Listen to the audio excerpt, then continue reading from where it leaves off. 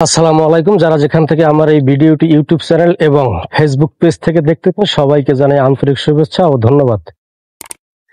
আজকে আমরা এই যে ম্যানুয়াল গাড়িটা, এই যে সামনে একটা মোড় আছে, এই মোড় কিভাবে ঘুরতে হয়, ডানে এবং বামে, বামে কতটুকু রাখলে আমার এই যে পিলারের সাথে অথবা গাড়ির সাথে অথবা আমরা যে সময় মেইন রোড দিয়ে চালাই, বাম সাইডে কতটুকু জায়গা রাখা লাগবে, ডান সাইডে কতটুকু জায়গা রাখা লাগবে, এইটা নিয়ে আজকে বিশেষভাবে আলোচনা করব। যাই হোক, ভিডিওটা একটু বড় হইতে পারে, তো ভিডিওটি দেখার চেষ্টা করবেন, হয়তো আপনার কোনো কাজে আসলেও আসতে পারে। আমাদের যে সাধারণত এইটা হইলো মোড়, এই যে এইটা আমরা এখান থেকে সামনে দিয়ে বামে ঘুরাবো। বামে ঘুরানোর পরীক্ষিতে আমার কি কি কাজ করা লাগবে? প্রথমত, আমি যদি এই দূর থেকে গাড়িটা নিয়ে এদিকে আসি, তখন আমার ফলো রাখা লাগবে কোনটার দিকে এটা আজকে একটু ভালোভাবে বুঝাই বলি। আমি যদি স্টার্ট করি, আমি যদি স্টার্ট করার পরে এখন আমি ওই সামনের মোড়টা ঘুরবো। হ্যাঁ, সামনের মোড়টা ঘোরার ক্ষেত্রে আমার কি করণীয়? আমি যখন আরো দূর থেকে আসব, আমার ফলো থাকবে সামনে, আমি মোড় ঘুরবো, আমার ডানে হালকা করে একটু ডান পাশে গাড়িটা চাপাই নিয়ে আসতে হবে। এরপরে আমি ডান পাশে আবার কোনো গাড়িও থাকতে পারে, গাছও থাকতে পারে, আবার আমার রাস্তার অন্য সাইডে থাকতে পারে, রাস্তার মাঝখানের যে বটার, এই বটারও থাকতে পারে, এটি খেয়াল রাখতে হবে। আবার ডান সাইডে মিলাইতে আমাদের ডান পাশে অন্য গাড়ি থাকলে এর সাথে আমার লাগান যাবে না, এটা খেয়াল রাখতে হবে। আমি একটু দেখাই ভালোভাবে একবার। আমি এভাবে এই ডান পাশে একটু হালকা হালকা চাপাই যাব, এই যে চাপাই যাইতে আছি আমি। এটা জাস্ট একটা দেখানোর জন্য।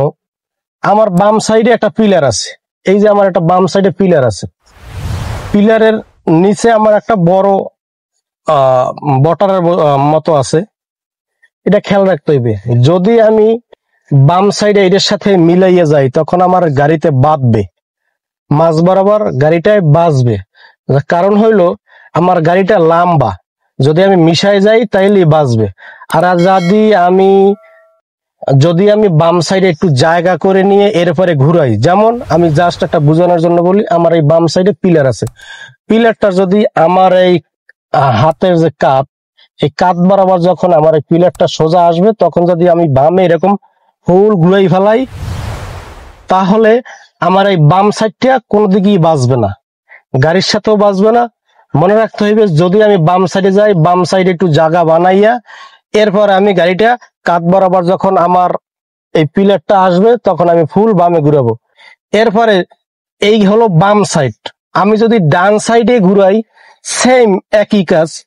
আমি ডান সাইডে এই যে পিলার থাকুক অথবা কিছু থাকুক, এই ডান সাইডে একটু জায়গা বানাইয়া বাম সাইডে আমি গাড়িটা দূর থেকেই চাপাই আসবো।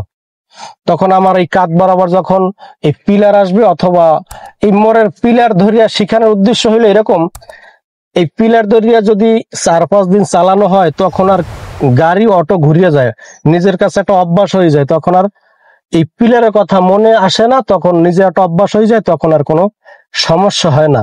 আর এখন নতুন অবস্থায় এই পিলার, এটা ধরানোর উদ্দেশ্য হলো এটা দেখানোর জন্য, যা সেটা বোঝানোর জন্য।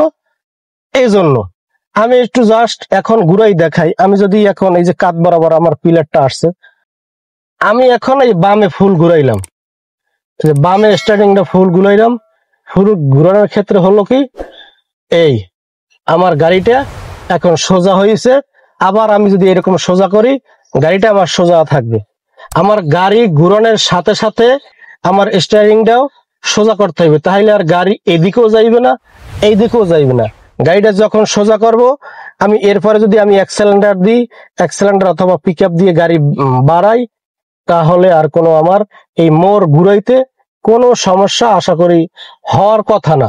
তারপর নতুন অবস্থায় নতুন যারা শিখতেছেন, তাদের একটু প্রবলেম হইতে পারে 2-1 দিন। এই তাদের জন্যই এই পিলার যদি আপনারা ফলো রাখা 2-3 দিন 4 দিন চালান, তারপরে আর এই পিলার মনে রাখাও লাগবে না, পিলার চিনানো লাগবে না, পিলার ধরে আপনার চালানো লাগবে না, তখন নিজে নিজে একটা অভ্যাস হয়ে যাবে।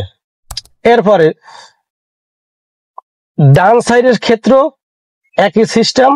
এখন আমি আসছি বাম সাইডে, যেরকম আচ্ছা মোর ঘুরানোর ক্ষেত্রে অনেকে মোর এই যে মোড়টা ঘুরিয়ে আসলাম, মোর ঘুরানোর পরে আমরা এই যে স্টিয়ারিংটা নিয়ে একটা কাঁপাকাঁপি করে গাড়ি এই দিকে যায় আর না হয় এই দিকে যায়। আমি আরেকটা বোঝানোর চেষ্টা করি, যেমন যদি কাঁধ বরাবর যখন এই পিলার আসে তখন যেমন আমি বাম সাইডে ফুল কাটাই, এই আমার স্টিয়ারিং এই পুরো বাচ্চা আর যায় না।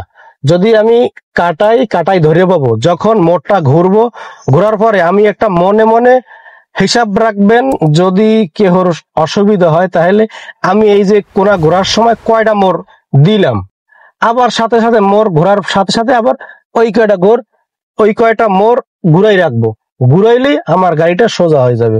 এই সোজা হওয়ার পর এই জিনিসটা মনে রাখবেন। আর যদি একটু কম বেশি দেন তাহলে গাড়িটা যেদিকে কম বেশি থাকবে ওই দিকেই দৌড় দেবে, আর যদি এই অবস্থায় যদি অ্যাক্সেলেন্টার দেন তখন তো আর কোনো কথাই নাই, ওই দিকেই দৌড় দেবে। ঠিক আছে, সবাই ভালো থাকেন, সুস্থ থাকেন, দেখা হবে আবার অন্য কোনো নতুন ভিডিও নিয়ে। আল্লাহ হাফেজ।